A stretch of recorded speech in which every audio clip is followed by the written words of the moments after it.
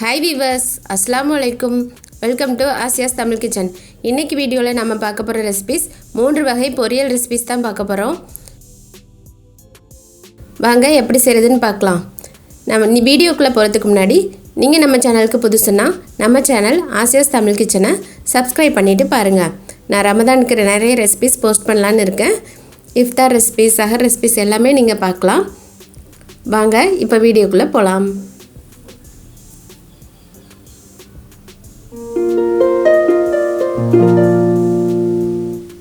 இப்போ first beetroot பொரியல் செய்கிறதுக்கு நான் 3 பீட்ரூட்டை இதே மாதிரி சாப் பண்ணி வச்சுருக்கேன். அதோட ஒரு பெரிய வெங்காயத்தையும் சாப் பண்ணி வச்சுருக்கேன். இதில் 1 டேபிள் ஸ்பூன் எண்ணெய் ஊற்றிட்டு கடுகு சேர்த்து தாளிச்சிக்கோங்க. இப்போ கடுகு பொரிஞ்சதும் கறிவேப்பிலை சேர்த்துக்கலாம். இப்போ 1 டீஸ்பூன் உளுத்தம்பருப்பு, 1 டீஸ்பூன் கடலைப்பருப்பு சேர்த்து நல்லா பொரிய விடுங்க. இப்போ வெட்டி வச்சுருந்த பீட்ரூட்டையும் வெங்காயத்தையும் சேர்த்துருங்க. இதுக்கு தேவையான உப்பு, மிளகாய்த்தூள் 1 டீஸ்பூன், மல்லித்தூள் 1 டீஸ்பூன் சேர்த்துட்டு நல்லா மிக்ஸ் பண்ணிக்கோங்க. இப்போ மூடி ஒரு 5 நிமிஷம் அப்படியே வேக விடுங்க. இப்போ பீட்ரூட் நல்லா குக் ஆகிடுச்சு. இதில் நான் ஒரு முட்டை சேர்த்துக்கிறேன். இப்போ பீட்ரூட்டில் முட்டை சேர்க்குறதுனால ரொம்ப டேஸ்ட்டாக இருக்கும். இந்த பீட்ரூட்டோட ஸ்மெல்லும் நம்மளுக்கு இருக்காது. இப்போ நல்லா மிக்ஸ் பண்ணி விட்டாச்சு. இப்போ ஒரு 2 நிமிஷம் மட்டும் மூடி வச்சுட்டு நம்ம ஸ்டவ் ஆஃப் பண்ணிக்கலாம். இப்போ ஓப்பன் பண்ணி பார்த்தா நம்மளுக்கு பீட்ரூட் பொரியல் தயாராகிடுச்சு. பீட்ரூட் முட்டை பொரியல் இது ரொம்ப டேஸ்ட்டாக இருக்கும். நீங்களும் ட்ரை பண்ணி பாருங்கள். இப்போ அடுத்ததாக நான் கேரட் பொரியல் செய்ய போகிறேன். கேரட் பொரியல் செய்கிறதுக்கு நான் ஒரு 5 கேரட்டை வெட்டி வச்சுருக்கேன்.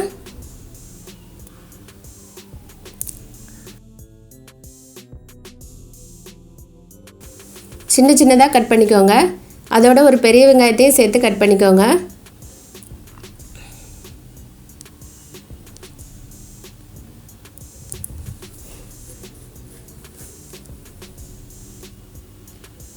இப்போ கேரட்டும் வெங்காயமும் நம்மளுக்கு துருவி எடுத்தாச்சு. இப்போ கேரட்டும் வெங்காயமும் சின்ன சின்னதாக வெட்டியாச்சு. இப்போ தாளிக்கிறதுக்கு 2 டேபிள் ஸ்பூன் எண்ணெய் ஊற்றிருக்கேன். எண்ணெய் நிறைய ஊற்றினா தான் பொரியல் நல்லாயிருக்கும். அதில் கடுகு கருவேப்பிலை போட்டு தாளிச்சிட்டு 1 டீஸ்பூன் உளுத்தம்பருப்பு, 1 டீஸ்பூன் கடலைப்பருப்பு சேர்த்துக்கோங்க. அப்புறமா வெட்டி வச்சுருந்த கேரட்டையும் வெங்காயத்தையும் சேர்த்துக்கலாம்.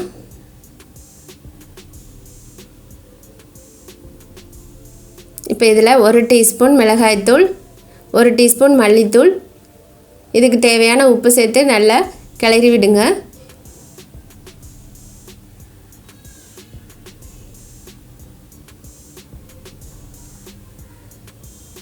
இப்போ மிக்ஸ் பண்ணியாச்சு. மிக்ஸ் பண்ணதும் ஒரு 5 நிமிஷம் மூடி போட்டு வேக வைங்க. நம்மளுக்கு பொரியல் தயாராகிடும். இப்போ கேரட் நல்லா வெந்துருச்சு. இதில் தேங்காய் துருவி வச்சுருந்தேன், அதை சேர்த்துக்கிறேன்.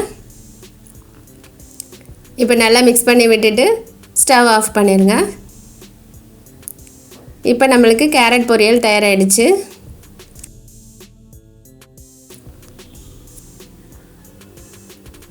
இப்போ 3வதாக ஒரு கீரை பொரியல் தான் பார்க்க போகிறோம். முருங்கை கீரை பொரியல். அதுக்கு தாளிக்கிறதுக்கு 2 டேபிள் ஸ்பூன் எண்ணெய் ஊற்றிருக்கேன். அப்புறம் கடுகு போட்டுக்கோங்க. இப்போ கடுகு பொரிஞ்சதும் 1 டீஸ்பூன் உளுத்தம்பருப்பு, 1 டீஸ்பூன் கடலைப்பருப்பு சேர்த்துக்கிறேன். இது 2 நல்லா பொரிஞ்சதும் ஒரு காஞ்ச மிளகாயை உடைச்சி சேர்த்துக்கிறேன். இப்போ எல்லாம் நல்லா பொரிஞ்சதும் ஒரு 20 சின்ன வெங்காயத்தை வெட்டி வச்சுருக்கேன், அதை சேர்த்துக்கிறேன். சின்ன வெங்காயம் சேர்த்தா கீரை பொரியல் ரொம்ப டேஸ்ட்டாக இருக்கும். எண்ணெயும் கொஞ்சம் நிறைய சேர்க்கணும். இப்போ வெங்காயத்தை நல்லா ப்ரௌன் கலர் ஆகிற வரைக்கும் நல்லா வதக்கி விடுங்க.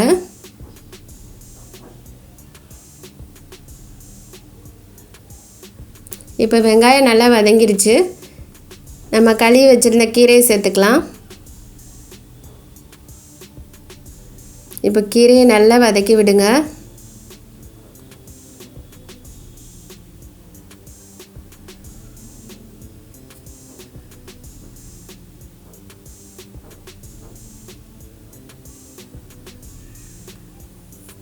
இப்போ கீரையை நல்லா வதக்கியாச்சு.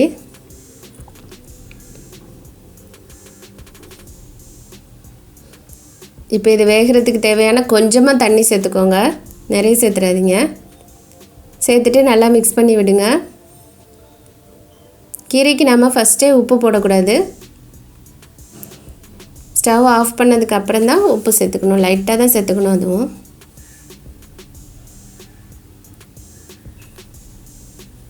இப்போ மிக்ஸ் பண்ணியாச்சு. மூடி போடாமல் இது அப்படியே குக் ஆகிடுச்சு. இப்போ லாஸ்ட்டாக தேங்காய் துருவல் சேர்த்து நம்ம ஸ்டவ் ஆஃப் பண்ணிக்கலாம்.